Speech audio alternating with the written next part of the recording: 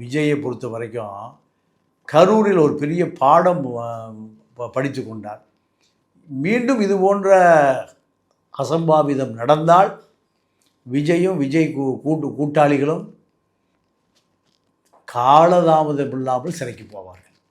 ஏன்னா இப்போது தேர்தல் ஆணையம்தான் இப்போது அதிகாரம் ஆட்சி செய்கிறது.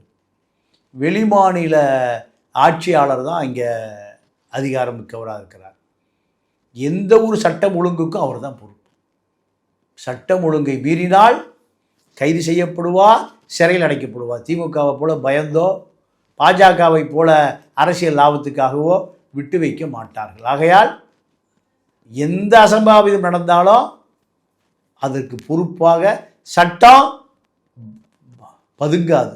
திமுகவை போல பாஜகவை போல பதுங்காது. சட்டம் தன்னுடைய கடமையை செய்யும். இந்த கரூர் விவகாரத்திலேயே விஜய்க்கு எந்த ஒரு குற்ற உணர்ச்சியும் இல்லையா? ஏன்னா சிபிஐ விசாரணை முடிச்சுட்டு ரொம்ப ஹாயா கை காட்டினார். இதெல்லாமே தொடர் விமர்சனங்களுக்கு உள்ளாச்சு. அதையும் அவர் சரி செய்யணும் தானே? இல்லை, அவர் எந்த பயம் இல்லை. பல கரூர் வந்தாலும் அதை சமாளிப்பாங்க. திமுக நடுங்குது.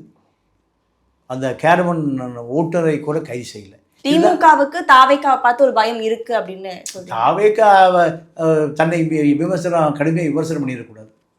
அதனால் ஒரு சாஃப்ட் கார்னர் முதலமைச்சர் அலுவலக அதிகாரிகள் கோயம்புத்தூர் கரூர் எஸ்பிக்கு சொல்கிறான், நடவடிக்கை எடுக்காதீங்க, விஜயை விட்டுருங்க.